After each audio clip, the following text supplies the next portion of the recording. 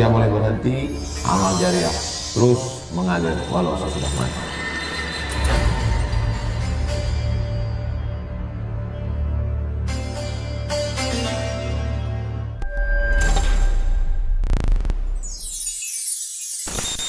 Bismillahirrahmanirrahim. Assalamualaikum warahmatullahi wabarakatuh.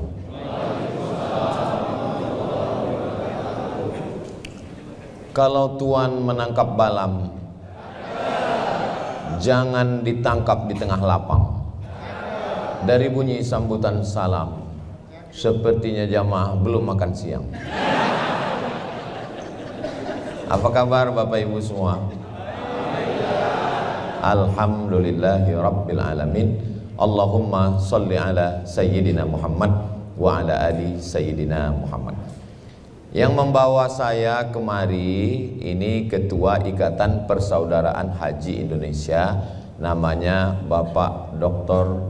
Erzaldi Rosman beserta jajaran. Kemudian saya didampingi juga oleh teman-teman, kawan-kawan, sahabat saya dari Palembang.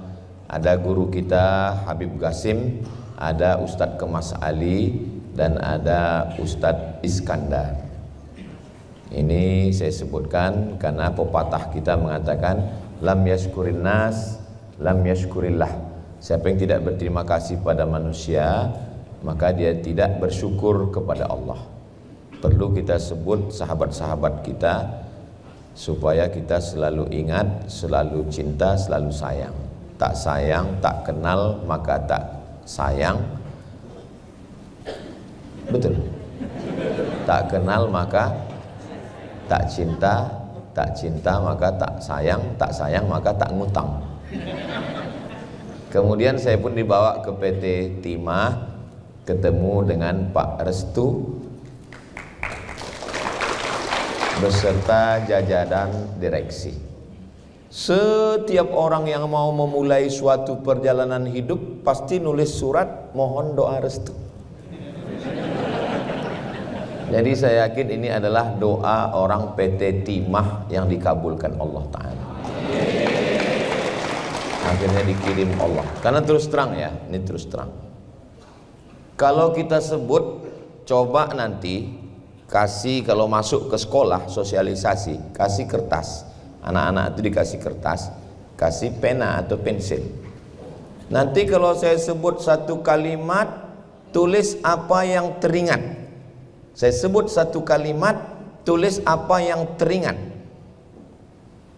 Sabun cuci. Saya nggak boleh sebut, nanti iklan gratis.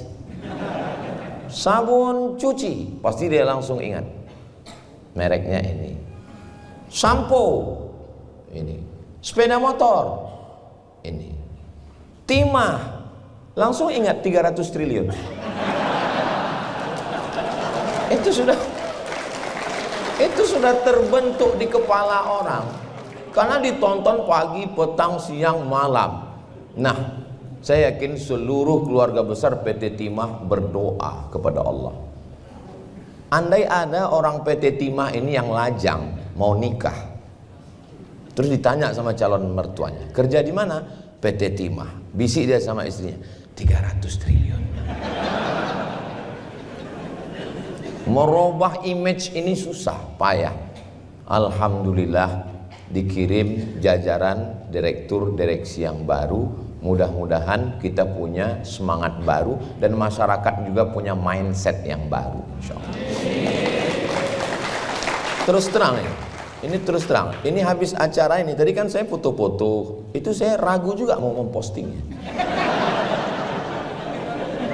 Nanti kalau saya posting, di komen orang, dapat berapa Ustadz? Gitu. Tapi saya udah punya jawaban. Saya udah ada jawabannya. Kalau ditanya, Ustadz kemarin di Pulau Bangka di mana? Di PT Timah. Saya bilang, loh Ustadz kok ceramah di situ? Ini sudah jajaran baru. Saya bilang, ini Pak Restu. Nah, ini perlu saya jelaskan ini supaya jangan ada dusta di antara kita. Ketika saya beli tanah, amin. Kelihatannya nggak setuju saya beli tanah. Pas saya gali tanah, saya gali tiba-tiba di tanah itu saya dapat barang tambang. Ada emas, ada minyak, ada batu bara, ada nikel. Timah nggak usah lagi kita sebutkan, memang timah. Pertanyaannya, siapa pemilik barang tambang itu? Menurut Islam, menurut Allah, menurut ajaran Islam, memang luar biasa pegawai PT Timah. Pas saya tanya, siapa yang punya? Allah, katanya. Ahli fikih aja nggak ada yang ngomong begitu. Memang pegawai Pak Restu luar biasa, Pak Restu. Menurut ahli fikih, pemilik barang tambang di tanah itu dua. Pendapat yang pertama mengatakan pemiliknya adalah pemilik tanah. Siapa yang milik tanah, maka dia yang punya pemilik itu. Pendapat yang kedua mengatakan pemiliknya adalah negara, maka diserahkan kepada negara. Ahli fikih, ahli hukum Islam, tidak ada yang mengatakan itu milik Allah. Pegawai PT Timah mengatakan itu milik Allah. Kan luar biasa itu.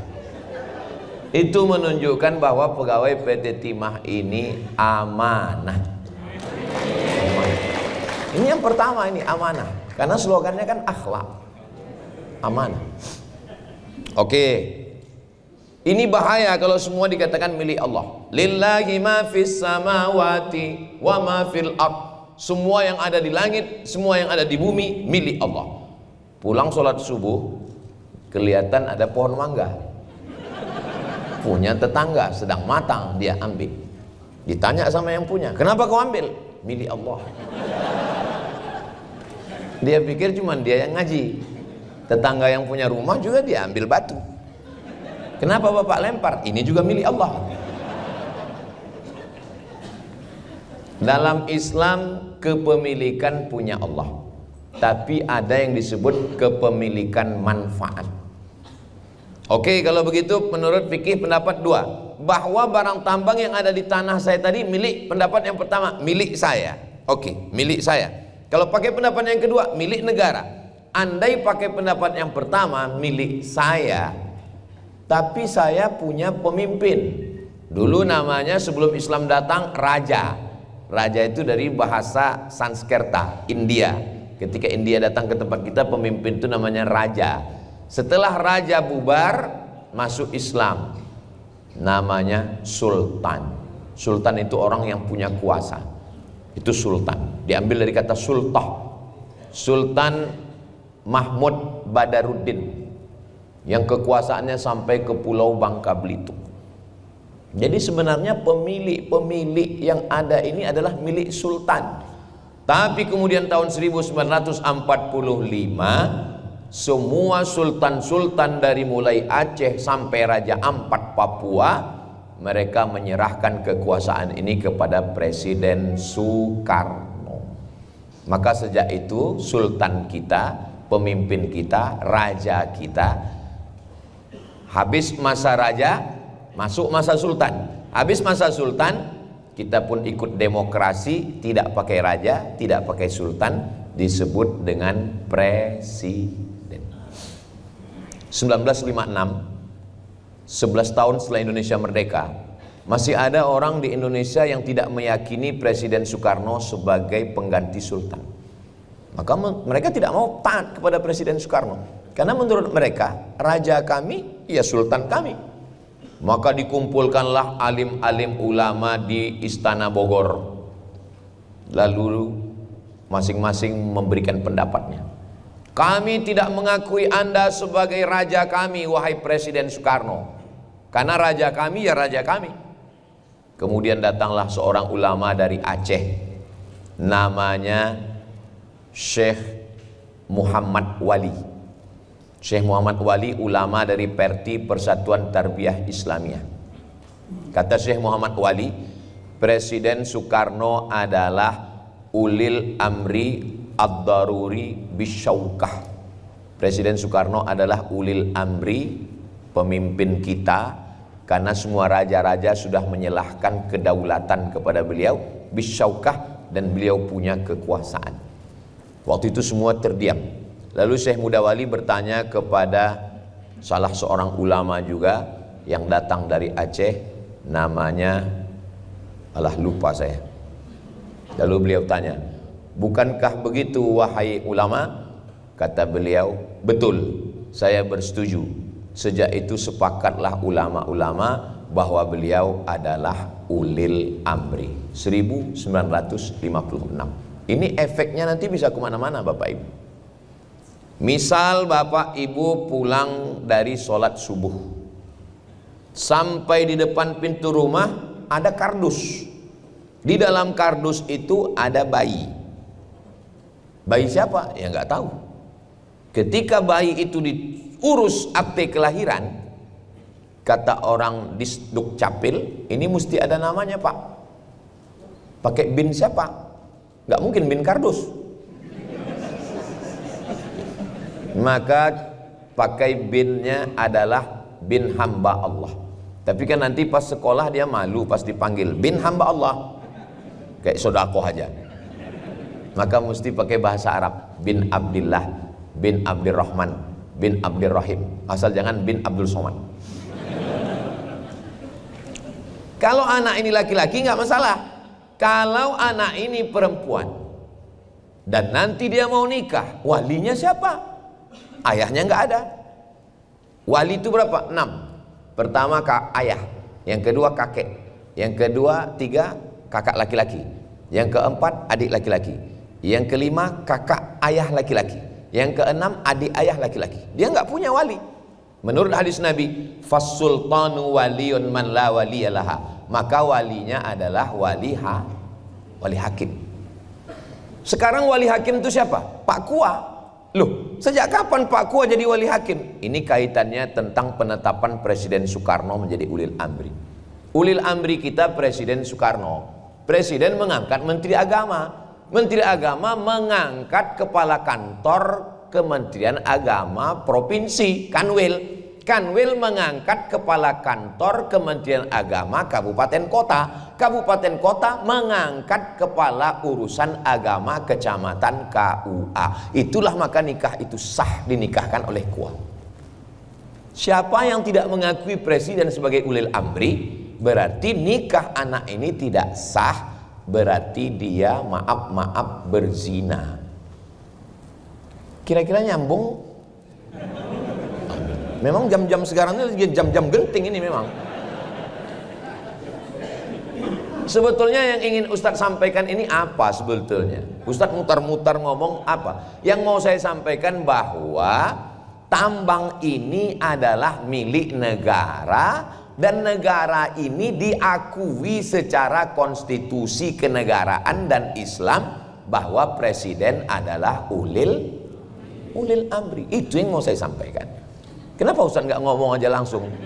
Presiden adalah, kita kalau ngomong sama anak TK memang begitu, 1 + 1 2. Tapi kalau sama anak kuliah nggak begitu, 1x3 21. Karena saya melihat orang-orang tambang ini, orang-orang PT Timah ini memang cerdas-cerdas memang. Ustaz taunya dari mana? Dari senyumnya. Waktu tadi kita mulai dengan pantun, dia kan senyum. Itu dari senyumnya itu udah kelihatan bahwa mereka ini orangnya nggak ada utang. Mudah-mudahan yang ada utang segera lunas. Banyak juga tuh.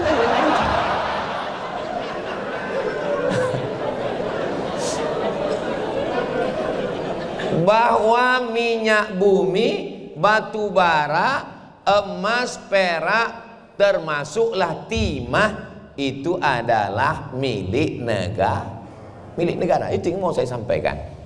Bahwa ya kita dulu kan kesultanan, iya, tapi sultan kita sudah menyerahkan kedaulatan kepada presiden. Maka kalau dalam Al-Quran, ati'ullah ta'ala kepada Allah, wa ati'ur rasul ta'ala kepada Rasulullah, wa ulil amri ta'ala kepada ulil amri, pemimpin. Berarti kita taat kepada pemimpin. Lalu pemimpin dengan surat keputusannya mengangkat 1 PT khusus untuk mengurus tambang ini, namanya PT Timah. Jadi ini bukan sekedar negara, tapi keyakinan beragama. siapapun yang mengkhianati ini maka dia tidak amanah. Makanya kunci yang pertama adalah amanah. Ustaz tahu dari mana amanah yang pertama? Ada tertulis di situ, amanah. Amanah yang nomor satu. Amanah itu terdiri dari 3 huruf.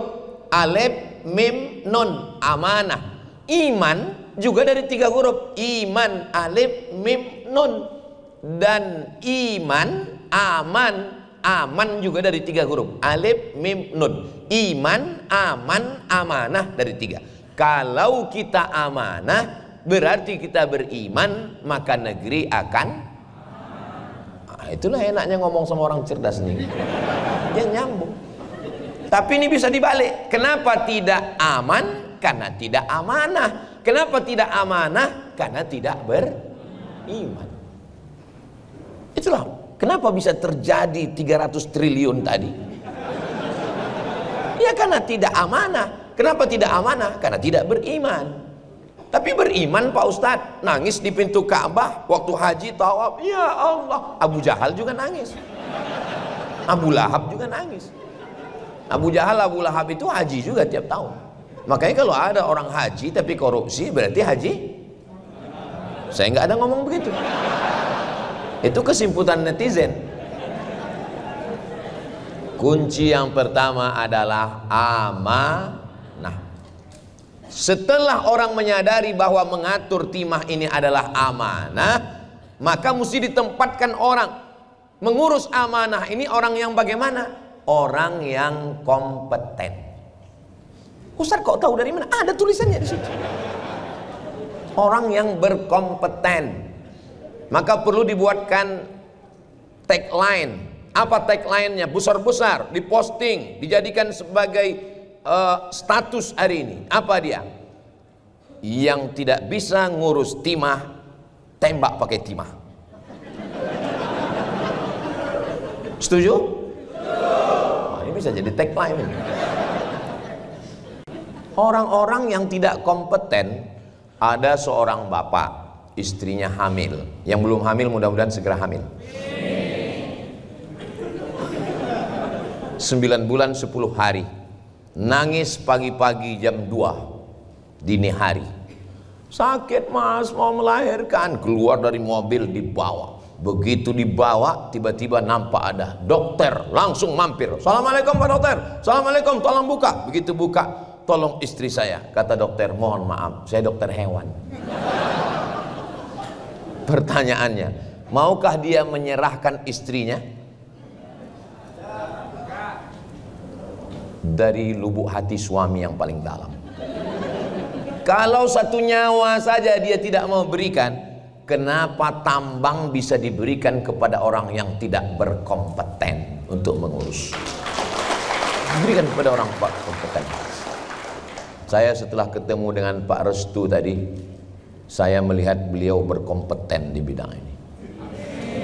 Cocok dia. Ustaz taunya dari mana? Perasaan saya aja. Dari kami ngobrol tadi, dari beberapa kata. Kita kalau mau tahu sifat orang tuh nggak perlu kenal lama-lama. Ini sampai pacaran 5 tahun nggak nikah-nikah. Apa ini? Begitu didoakan Ustaz Somad, semoga yang pacaran putus, nangis. Sampai hati Ustaz Somad mendoakan kami 5 tahun pacaran. Ngapain 5 tahun? Pengenalan Pak Ustaz. 5 tahun pacaran gak nikah-nikah itu sama seperti iklan roti, dibuka, dijilat, dicelupin, gak dimakan-makan. Mudah-mudahan ini gak ada di PT Timah insya Allah. Orang PT Timah ini langsung aja ambil, cetak, jual ke luar negeri. Begitu. Jadi letakkan orang yang berkompeten. Kalau ada di antara saudara-saudari yang merasa tidak berkompeten, lebih baik mengundurkan diri. Kenapa? Karena ini adalah amanah yang akan diminta tanggung jawab di hadapan Allah Subhanahu wa Ta'ala. Kita kalau kerja di tempat yang kita nggak mampu dan kita nggak suka, itu menderitanya luar biasa. Saya nggak paksa anak saya ustadz, anak saya masuk pondok, tapi dia mau seperti saya nggak mau. Banyak orang tua, Ustaz Somad, tolong uruskan anak saya ke Mesir. Yang mau ke Mesir bapak apa anaknya? Kalau bapak mau ke Mesir, bapak saya uruskan. Orang anaknya nggak mau, saya nggak paksa anak saya mesti jadi ustadz. Kemarin saya tanya Hazik, anak pertama, Hazik kalau besar mau jadi apa? Mau jadi pengacara katanya. Mungkin dia selalu nonton Hotman Paris Hutapea. Ya udah, dia nanti tengok dia mau kemana, masukkan SH, MH, doktor. Sami saya tanya terakhir, saya share di Instagram, Sami mau jadi apa? Jadi tentara katanya. Ngapain tentara? Bunuh hantu. Ada videonya. Bagi yang nggak tahu berarti belum follow Instagram Ustaz Somad. Saya sebetulnya mau ngajak follow aja. Saya udah buka Ustadz, saya tulis di Instagram Ustadz Abdul Somad, kok nggak keluar? Kurang, Ustadz Abdul Somad official. Yang mana Ustadz? Yang centang biru. Ya ada beberapa Pak Ustadz, yang followernya 9 juta itu. Maksudnya yang belum follow. Untuk menyebarkan iklan dakwah pengajian. Jadi apa maknanya? Berkompeten. Memangnya Ustadz Somad ngomong agama ini Ustadz berkompeten? Apa kompetensi Ustadz ngomong agama? Saya S1 Al-Azhar Kairo Mesir. Tunggu dulu, masih panjang. S2 saya Darul Hadis Maroko. Tunggu dulu.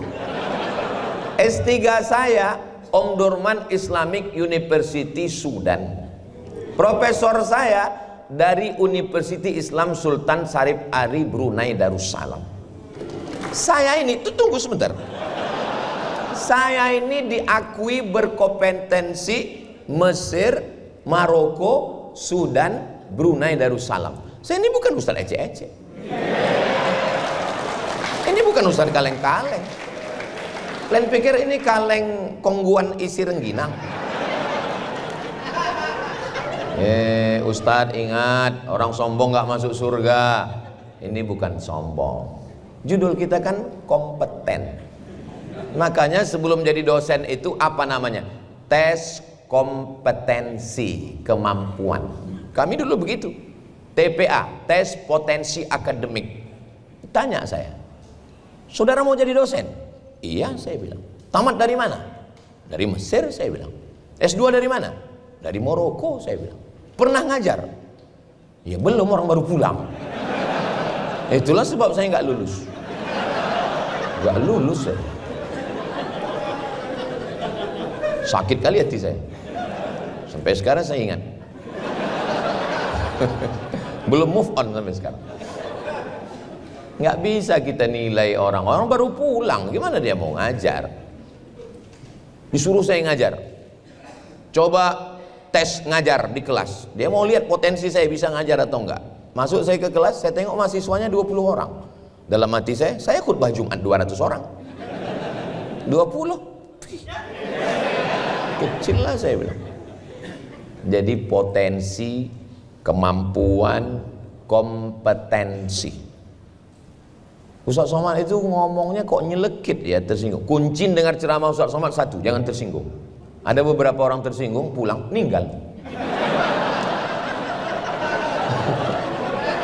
Mohon maaf. Saya udah ngomong 20. Tadi saya mulai jam 2.25, sekarang udah jam 3 kurang 10. Saya udah ngomong 25 menit. Kira-kira selama saya ngomong 20 menit ini ada yang tersinggung?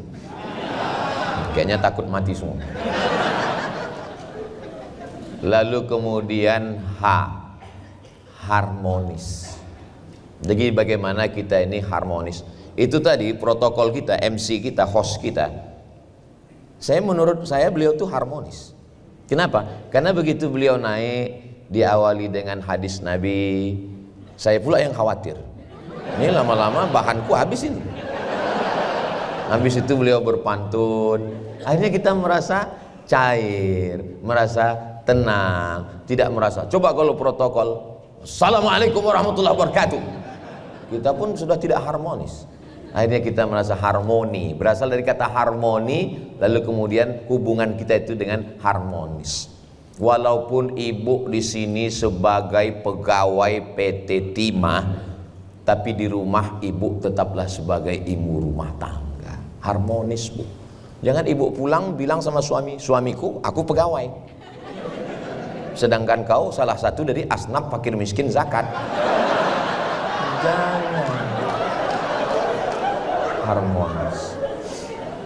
Walaupun bapak seorang pegawai PT Timah, orang yang disegani, orang yang dihormati, ditakuti, walaupun beberapa bulan yang lalu dikhawatirkan, tapi sekarang insya Allah menjadi lebih baik, insya Allah, amin. Tapi di tengah masyarakat bangunlah harmoni, sholat ke masjid. Jangan menyangka bahwa kita ini hebat.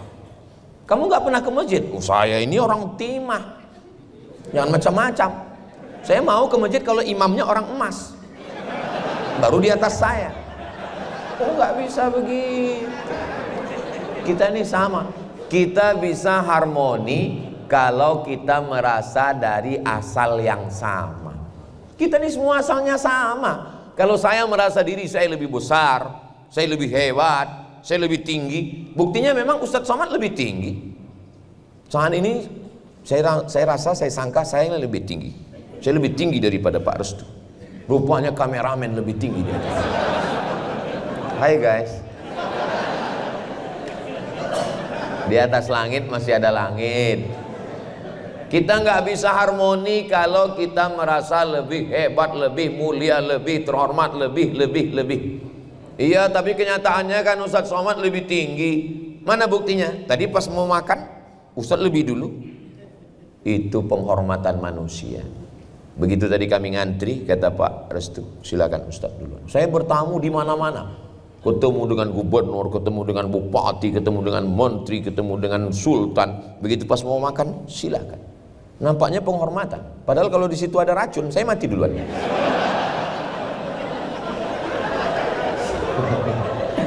Orang selalu melihat dari satu sisi, saya melihat dari sisi yang lain. Iya, tapi Ustadz Somad kan dimuliakan. Buktinya kami nggak pakai karpet, Ustadz pakai karpet. Karpetnya 2 lapis. Ustadz sekarang sedang berada di depan, ada buah-buahan, ada kue, ada air minum. Memang betul, tapi saya nggak bisa nikmati.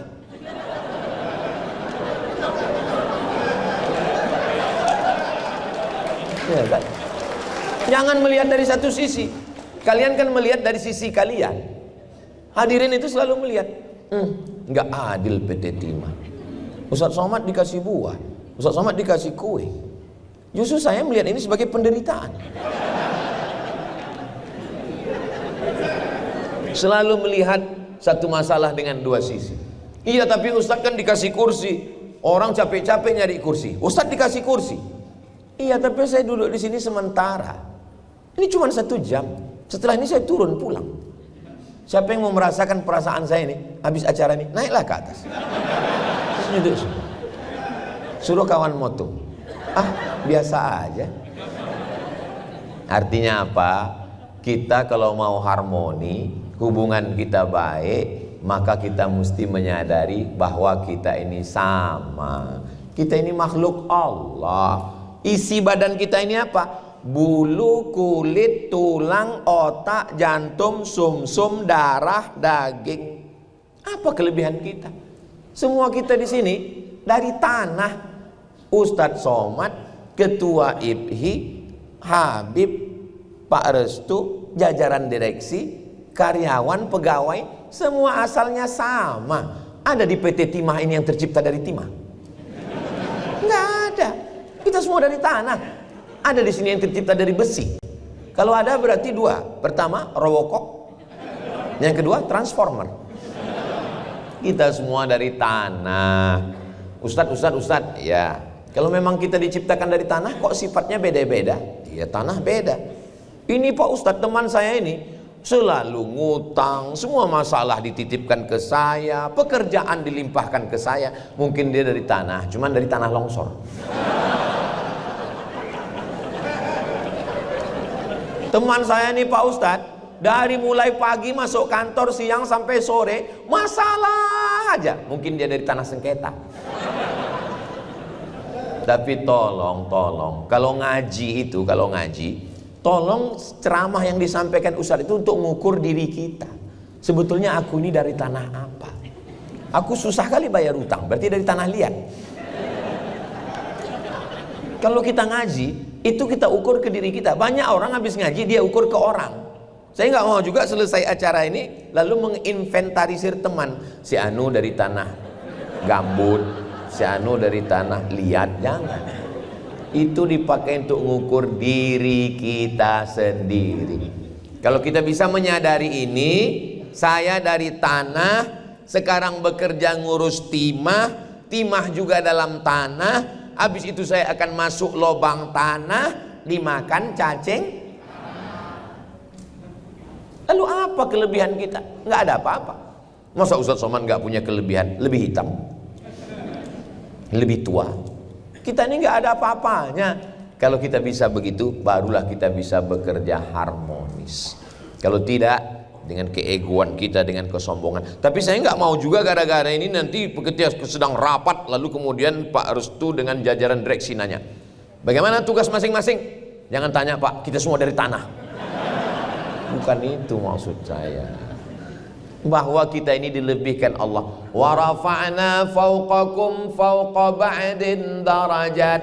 Di antara kamu itu ada yang kami tinggikan, ada yang kami rendahkan, ada yang kami buat besar, ada yang kami buat kecil. Supaya apa? Supaya bisa bekerja sama dan sama-sama bekerja harmonis. Berikutnya, lupa pula. Kemana loyalitas kita? Loyalitas saya sebagai seorang muslim adalah asyhadu an la ilaha illallah wa asyhadu anna muhammadan rasulullah. Itu loyalitas saya. Saya berangkat dari rumah kemarin, bismillahi tawakkaltu 'alallah la haula wala quwata illa billah. Itu loyalitas saya. Selama ini kami loyalitas kami kepada NKRI, Undang-Undang Dasar 1945 dan Pancasila. Apakah kalau loyalitas kita ke Pancasila lalu kita melawan Islam? Apakah kalau kita loyalitas kepada Islam lalu melawan Pancasila? Ini yang sekarang sedang dibenturkan. Orang yang loyalitasnya kepada takbir Allahu Akbar berarti anti Pancasila. Orang yang mengatakan merdeka berarti loyalitasnya melawan Islam. Ini yang membenturkan ini adalah komunis. Pancasila saripati dari ajaran Islam, ketuhanan yang Maha Esa. Qul huwallahu ahad. Mintanya kepada siapa? Allahus somad. Allah as-somad, tempat meminta. Ini Abdus Somad. Abdu artinya hamba. Hamba makhluk yang paling rendah, hamba sahaya, dihina, nggak ada apa-apanya. Nama yang paling rendah adalah Abdu. Tapi ketika nama yang paling rendah itu dilengketkan kepada Allah yang paling tinggi, maka berubah dia yang rendah ikut menjadi tinggi. Itulah maka nama yang paling bagus Abdullah, Abdurrahman, Abdurrahim, Abdus Somad. What is in a name? Apalah arti sebuah nama? Ternyata nama adalah doa. Ketika kita dulu dikasih nama, orang tua kita sedang mendoakan kita, kata nama itu dipanggil. Mana bukti? Saya nggak percaya itu. Apa iya nama-nama itu terkabul? Buktinya hari ini nama-nama itu adalah doa. Abdul Somad termasuk Pak Restu. Nama beliau adalah doa dari orang tua beliau dan kita pun memanggil. Nama-nama yang tidak sesuai dulu dirubah Nabi. Ada orang namanya Husain. Husain artinya tembok. Bayangkan kalau dia jadi pejabat. Yang kami hormati Pak Tembok dan Bu Tembok. Dirubah Nabi namanya menjadi Abdullah. Husain dirubah menjadi Husain. Hasan baik, Husain baik kecil. Nama yang bagus-bagus. Lain padang, lain belalang, lain luwuk, lain ikannya, lain tempat, lain orangnya, lain namanya. Saya ketemu orang dengan nama macam-macam. Camry, itu merek sedan. Bapakmu dulu ingin punya mobil? Bukan Pak Ustadz, saya lahir 17 Agustus. Terus apa hubungannya dengan ini? Camry, kemerdekaan Republik Indonesia. Mantap. Cinta NKRI. Mana tahu nanti bapak ibu anaknya lahir 17 Agustus, kasih nama dia Camry. Kalau perempuan Pak Ustadz, Camryati.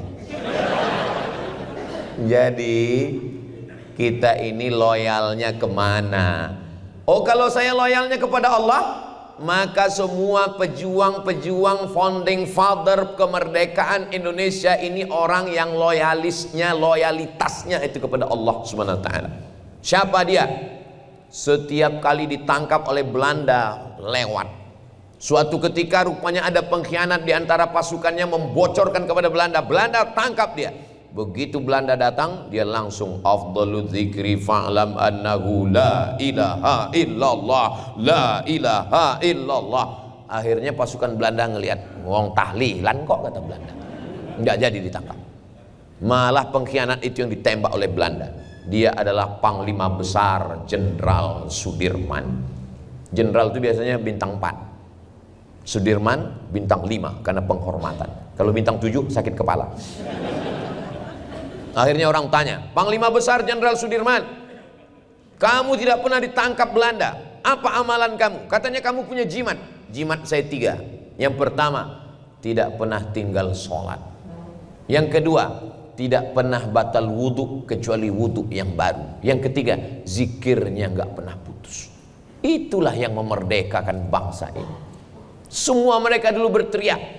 Tapi Pak Ustadz, hari pahlawan kita kan 10 November. Betul, 10 November ketika TNI kita menyerang Belanda. Tapi TNI berani menyerang Belanda berteriak Allahu Akbar. Itu dari mana? Dari fatwa ulama 22 Oktober.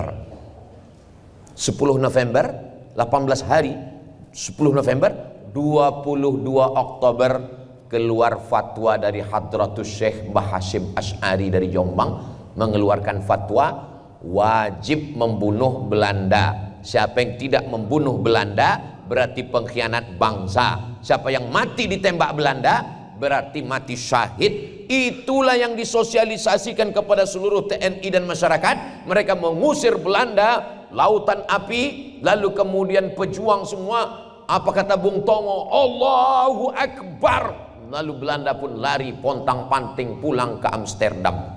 Tinggal terong Belanda. Negeri ini merdeka karena teriakan Allahu Akbar.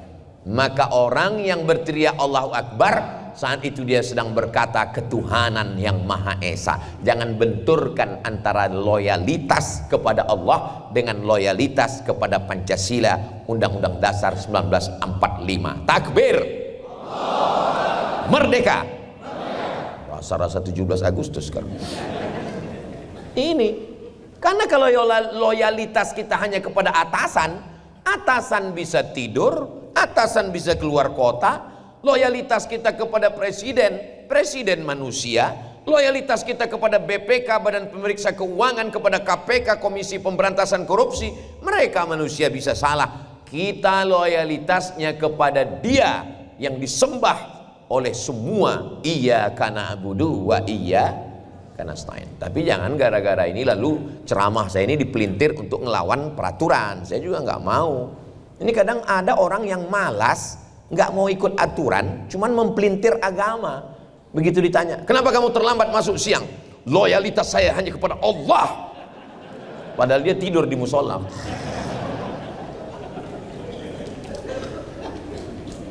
Orang ketika loyalitasnya kepada Allah, dia amat sangat khusyuk. Allahu Akbar.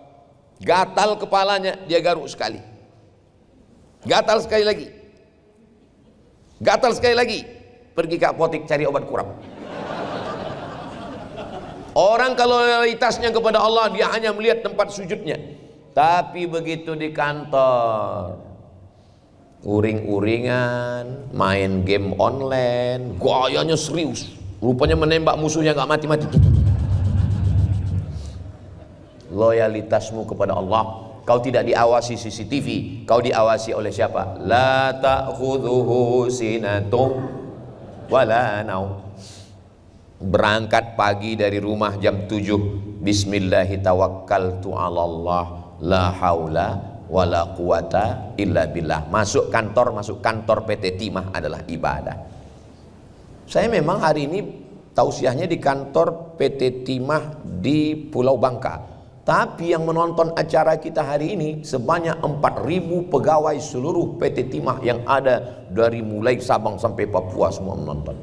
Mudah-mudahan sampai ke semua ini. Kalau ada yang jaringan kurang baik, kacau, jangan khawatir, ini bisa ditonton ulang di channel Ustaz Abdul Somad Official. Subscribe, like, share, and comment. Nah, jadi loyalitas kita kepada Allah Subhanahu wa taala. Siang istirahat, sholat, makan. Alhamdulillah kita masih punya pimpinan, direktur, jajaran direksi yang tidak menghalangi kita ibadah. Malah disediakan tausiah hari Jumat, habis sholat Jumat ada beberapa menit, jam. Ustaz Somad nanti habis makan kita ceramah, tausiah, habis itu tolong masuk kantor lagi. Jangan molor sampai jam 4. Tiba-tiba ditanya, si Anu nggak masuk kantor? Dia berzikir terus di masjid. Berzikir, tengok. Begitu didekati kawan, langsung buka aplikasi Quran. Begitu kawan udah jauh, scroll. Itu juga pengkhianat, mengkhianati diri sendiri. Oh, jadi kalau begitu kami dikerja di kantor PT Timah ibadah, karena ini juga mengurus umat orang banyak. Sampai jam 4 pulang. Setelah itu pulang ke rumah. Jangan ke rumah orang lain. Tapi jangan dipelintir ceramah saya ini. Nanti ada suara azan dari masjid. Ayyalas sholat. Dia sibuk juga dibuat lapor. Pas ditanya, kok nggak ke masjid? Ini adalah ibadah. Ibadah sholat, ibadah mahdah, pure, murni, original ibadah. Sedangkan bekerja ini adalah ibadah ghairu mahdah. Kalau kita tidak menganggap kerja ini sebagai ibadah, nanti kita sepele, kita menganggapnya remeh temeh. Kita menganggap ketika di Makkah ibadah, labbaik Allahumma labbaik, labbaik la syarika lak labbaik. Ketika di Makkah ibadah, begitu di Indonesia tidak ibadah. Begitu dalam sholat ibadah, di masjid ibadah, di kantor tidak ibadah. Bahaya. Ini pemahaman sekular. Sekular artinya membagi. Ini urusan Tuhan, ini urusan bukan Tuhan. Sedangkan kita semuanya adalah lillahi ta'ala. Mau tidur pun nyebut nama Allah. Bismika. Jangan dibaca sekarang. Saya khawatir begitu dibaca langsung nguap. Makan pun ibadah. Saya makan tadi. Kata Pak Direksi, Ustaz Somad, iya. Coba dulu makan ini Ustaz. Apa ini? Ini namanya rempah kuning. Oh, pas saya cicip, gimana rasanya Pak Ustaz? Rame rasanya. Ada asam, ada pedas, ada manis. Ramai perasaan. Seperti apa? Seperti perasaan pegawai PT Timah. Jadi kalau mau, perasaan ini kan di dalam. Perasaan itu tidak bisa diungkapkan dengan kata, karena kata terlalu miskin untuk mewakili rasa. Jadi kalau saya lah ditanya orang, Ustaz kemarin kabarnya di Belitung itu ceramah di PT Timah. Iya, saya bilang. Gimana perasaannya Pak Ustaz? Ya seperti rempah kuning. Gimana rasanya Pak Ustaz? Ya pergilah kau ke sana makanlah, saya bilang. Jadi memang ketika kita bekerja itu macam-macam perasaan. Kita mesti dituntut oleh atasan. Di rumah suami tinggal kalau perempuan. Ada pula laki-laki yang tinggal anak istrinya di rumah. Dari pagi jam 8 sampai jam zuhur ketemu dengan istri orang. Dari zuhur sampai ke sore ketemu dengan suami orang. Berawal dari rasa nyaman, tukar-tukaran nomor, curhat, terjadilah apa yang terjadi. Ingat, setan belum pensiun. Istri di rumah sedih, akhirnya dibawakan ustadz untuk meruqyah. Allahu la ilaha illa huwal hayyul qayyum la ta'khudhuhu sinatun. Biasanya orang kalau diruqyah itu kan keluar jinnya. Ini not responding. Enggak ada respon. Rupanya jin enggak ganggu dia. Kata jin, aku udah lama enggak kerja, kata jin. Kenapa kau enggak goda dia? Dia lebih gatal dari aku lagi, kata jin. Tolong loyalitas kita kepada Allah. Kalau datang tawaran-tawaran yang tidak baik, aku loyalitasku kepada Allah. Satu ruangan, satu kantor, teman, berawal dari satu pekerjaan, makan bersama. Apa kata orang Inggris? Witing trisno jalaran sukokuli. Kita tumbuh karena sering bersama. Hati-hati, waspada. Pulang dari kantor jam 4, sampai rumah macet jam 6, azan maghrib, mandi bersih-bersih, sholat maghrib, masak-masak, sholat isya, makan malam jam 8. Dengan suami istri sendiri hanya 2 jam. Jam 9, jam 10 itu pun diambil oleh drama Korea, Kabikachi Kabiham, Coach Hotan. Scroll, update status. Anak datang nunjukkan nilai. Mama, adik ranking 1 loh. Gak peduli. Walaupun ibu lelah, walaupun ibu capek, ibu tetap buatkan teh manis. Airnya sama, kompornya sama, gulanya sama, tapi rasanya beda, besti.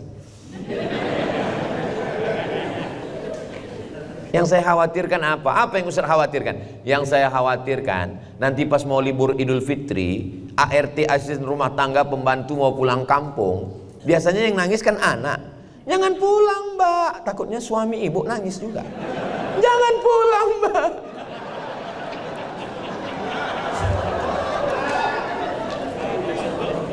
Nampaknya simpel dan biasa-biasa saja, tapi tolong ibu renungkan nanti di jalan. Loyalitas kita kepada Allah, bekerja tidak menghilangkan loyalitas kita kepada suami. Walaupun suami tidak bekerja, walaupun suami penghasilannya biasa-biasa saja, kami sebagai lelaki ini, ibu kan belum pernah mendengar ucapan laki-laki. Karena memang suami ibu nggak pernah ngomong. Kan selalu itu ditulis, laki-laki itu nggak bicara. Langsung gila aja.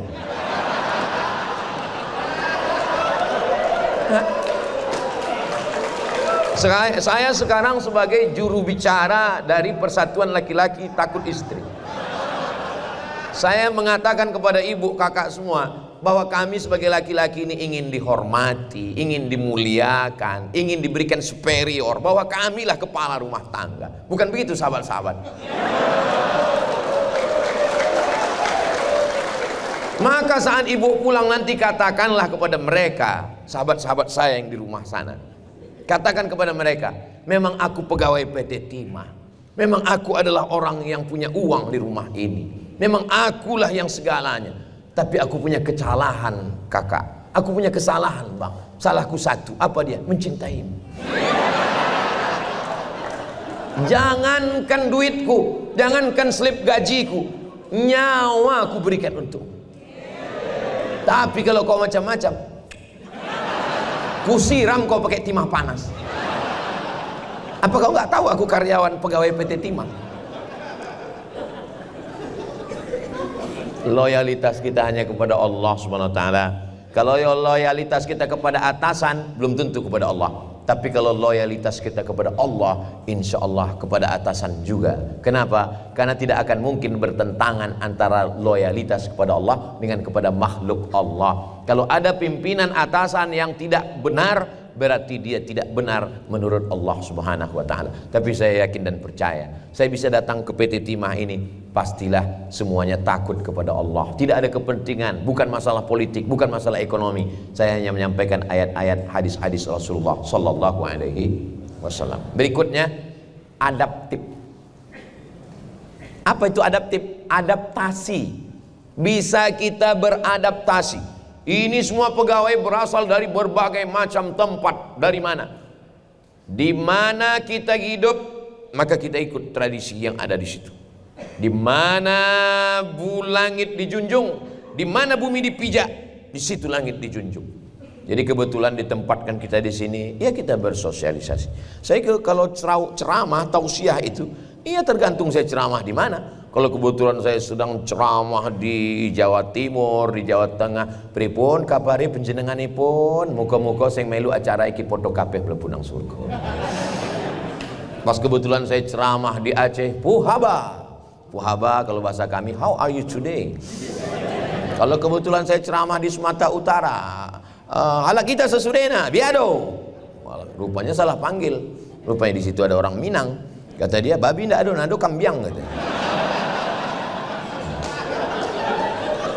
Kalau kebetulan saya sedang di Sulawesi Selatan, agak kareba, saya katakan. Kenapa? Biasanya orang kalau kita ajak bicara dengan bahasa dia, dengan karakter dia, itu menunjukkan. Maka begitu juga dengan Arab. Ya Arab itu juga walaupun sama-sama Arab, tapi bahasanya beda. Kalau ketemu dengan orang Maroko, dengan orang Saudi Arabia, dengan orang Mesir, beda. Kalau ketemu dengan orang Saudi Arabia, kef halak. Kef halak. Kef halak artinya apa kabar. Kalau ketemu dengan orang Mesir, tidak kef halak. Izayak, amil kuais. Nah, itu biasanya kalau naik taksi dari 10 rial bisa 9,5. Enggak terlalu jauh juga. Kalau sama orang Maroko tidak kef halak, tidak izayak. Labas alaiki dir syuaya syahal labas dari labas kullu syai' bi khair. Saya suka itu, kenapa? Kita mudah beradaptasi. Pernah suatu kali kami sedang haji umroh, naik mobil GMC mau menuju Syarif Syettin dari belakang Hotel Zamzam Tower. Waktu masih mahasiswa dulu. Masih muda, sekarang udah agak tua sedikit. Awalnya supirnya orang taksi. Supir taksi ini orang Mesir. Awalnya dia bilang, rialen, 2 rial. Begitu di dalam, dia bilang, 5 rial. Jadi 5 rial. Kawan saya spontan ngamuk pakai bahasa Mesir. Malak inta. Ya krebeta katanya. Langsung orang Mesir ini senyum dan dipeluknya. Inta min mas? Ente dari Mesir ya? Enggak jadi naik. Tetap 2 rial. Bagaimana kita beradaptasi, berkomunikasi. Semua orang Nusantara di Indonesia ini menghormati orang, tapi cara menghormatinya beda. Pergi saya ke Kalimantan. Begitu sampai di Kalimantan langsung panitia ngasih tahu, Ustadz hati-hati. Gimana? Nanti turun di airport disediakan tebu warna hitam dan golok panjang. Ustadz mesti cincang 1 kali putus. Saya bilang, ini putus apa enggak? Mesti putus. Kalau enggak putus memang enggak sakit, malunya ini. Ini kamera menyala ini Pak Ustadz. Begitu sampai di airport saya cincang. Putus, alhamdulillah. Rupanya begitu mereka menyambut selamat datang. Saya pergi ke Sumatera Barat, disambut pakai tari piring. Ting ting ting ting ting ting ting ting ting ting ting ting ting. Piring kosong, enggak ada isinya. Sambut saya ke Aceh. Sampai di Aceh disambut pesejuk. Saya didudukkan di atas pelaminan. Khawatir pula saya ada mempelai disediakan. Atas pelaminan. Namanya pesejuk. Diambil akar-akar lalu dipercik-percikan air, lalu kemudian datanglah ketua-ketua adat, tengku-tengku alim ulama mengambil ayam panggang dengan pulut kuning disuapkan ke mulut saya. Saya tengok antrian panjang. Gawat ini. Pergi saya ke Papua, turun di Sorong. Sampai di Sorong disambut dengan saudara kita di Papua dengan piring besar sebesar ini. Di tengahnya gambar burung. Sudah terbayang saya di Aceh, pulut ini apa isinya? Saya tengok kosong. Oh kosong. Terus gimana? Saya bilang, letakkan kaki Ustadz. Rupanya diinjak piring. Piringnya saya simpan di rumah sekarang. Lain Padang, lain Belalang, lain Lubuk, lain ikannya, lain tempat, lain cara menghormatinya. Tapi secara substansi semuanya mereka menghormati. Maka kita pun beradaptasi. Mungkin dengan orang Makassar beda bahasanya, dengan orang Sumatera Utara beda bahasanya, dengan orang Jawa beda bahasanya. Orang Jawa ngomongnya lembut, dia nggak keras-keras lembut. Yo wes, ojo keplai, patennya.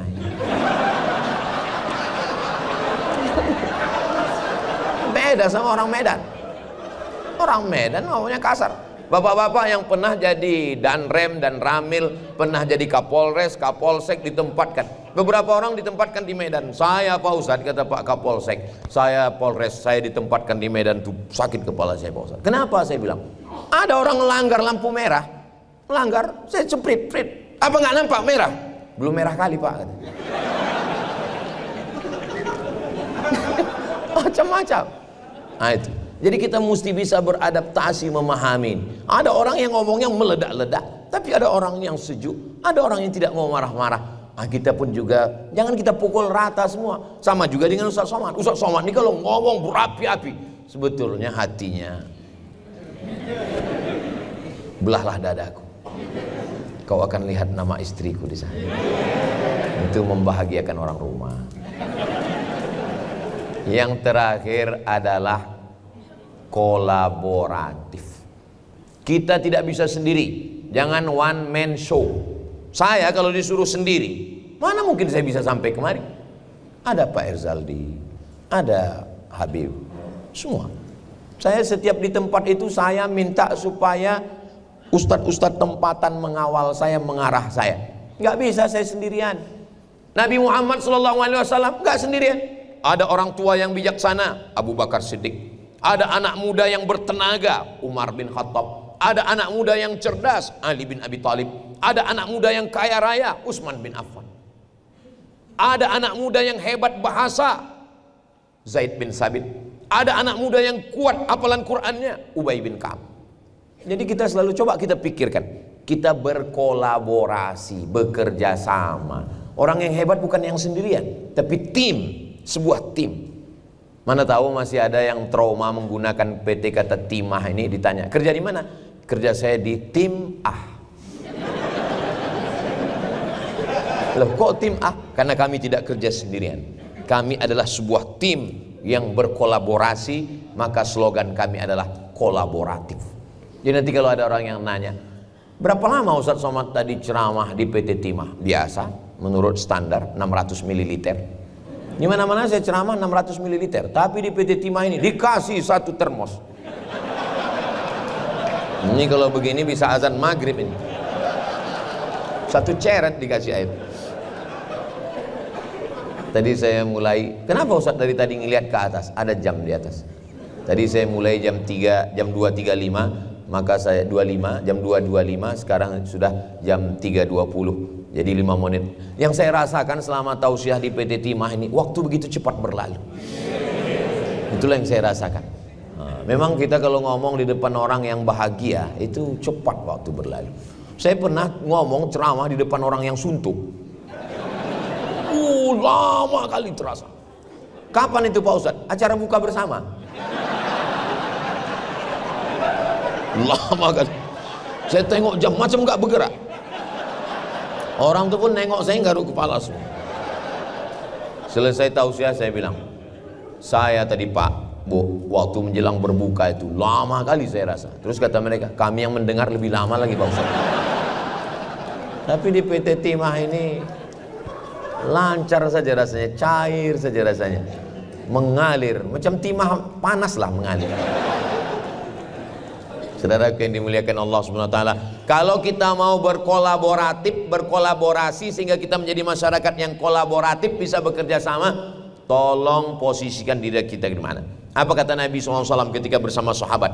Saya yang akan memburu, kata sahabat, saya yang akan mengambil kayu, saya yang akan memasaknya. Apa kata Nabi?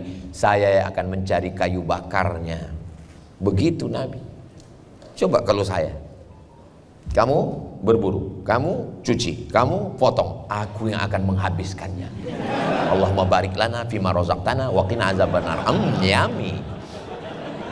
Gak bisa. Kenapa singa itu dihormati? The lion of king, raja. Jangan diterjemahkan raja singa, penyakit.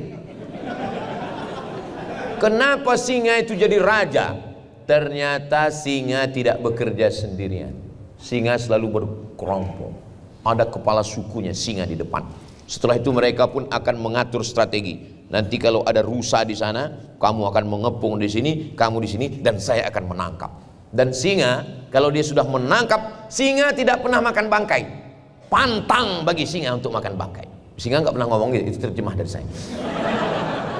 Dia akan mengejar kijang yang hidup. Setelah itu dia tangkap, setelah jatuh dia makan. Tapi singa tidak pernah makan habis. Biasanya singa setelah memakan perutnya yang lembut-lembut habis, disisakannya untuk apa? Untuk hiena.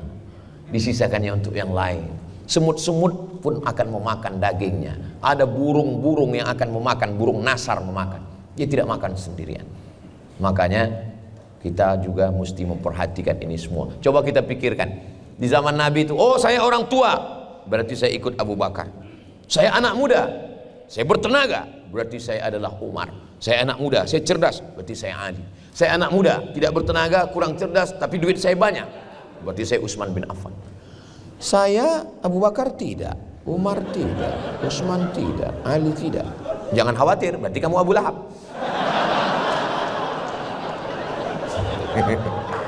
Selalu ada posisi.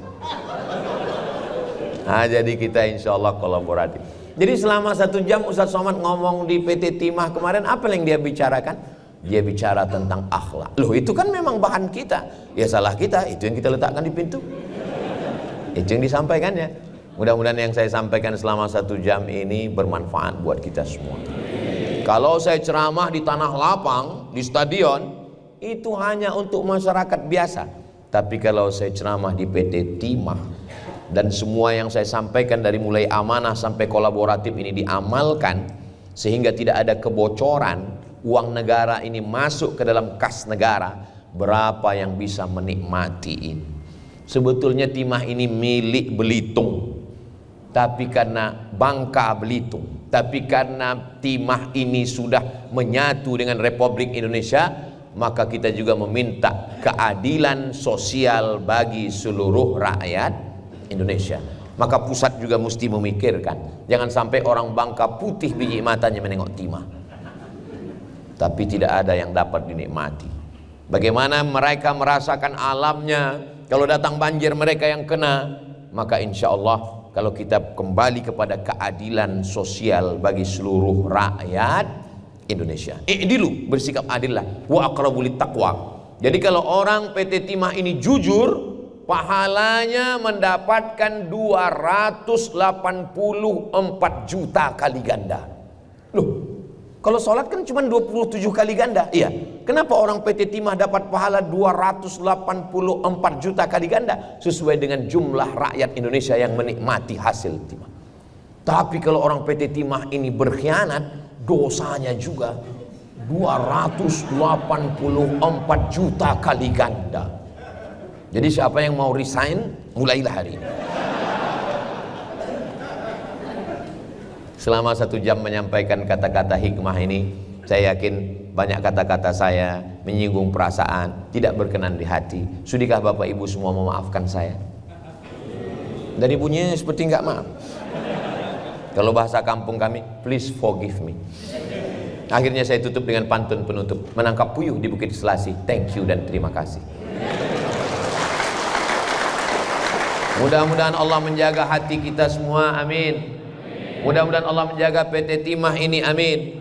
Mudah-mudahan kita semuanya adil, amanah dan takut kepada Allah. Ala hadhihin niyah, al-Fatihah. Usia mulai berhenti, amal jariah terus mengalir walau sudah mati.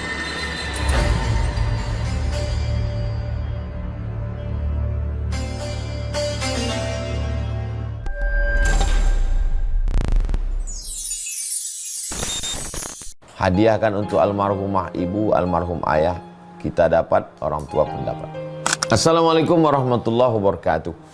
Bapak, ibu, abang, kakak, adik, sahabat jamaah dimanapun berada, ma'akal tafa'afnaita, makanan yang dimakan berubah menjadi kolesterol, diabetes, jantung, gula, dan lain sebagainya. Wa malabista fa'ablaita, yang dibelikan ke pakaian, busuk, lapu, ketinggalan zaman. Wa mata saddaqta fa'amdaita, yang diwakafkan, disedekahkan, itulah yang akan kekal abadi. Rumah besar hanya menjadi kenangan, lapuk, berlumut, tumbang, tinggal. Ada kelas yang dipakai para penghafal Quran, itulah yang kekal abadi, mengalir pahalanya untuk kita. Hadiahkan untuk almarhumah ibu, almarhum ayah, kita dapat, orang tua pun dapat. Satu lantainya 4 kelas, totalnya 16 kelas, tempat santri belajar. Yang sekarang santri belajar di asrama. Asrama bisa dibuat kelas, tapi nanti pindahkan ke kelas semua. Mari kita support pembangunan, kirimkan semen, batu bata, kerikil, pasir, besi dan lainnya melalui rekening BSI 767 7777227. Sekali lagi 767 7777227 atas nama Yayasan Pendidikan Hajah Rohana. Konfirmasinya jangan lupa ke nomor berikut 0811 6650 026. Sekali lagi 0811 6650 026. Berkah selalu, barakallahu fikum. Wassalamualaikum warahmatullahi wabarakatuh.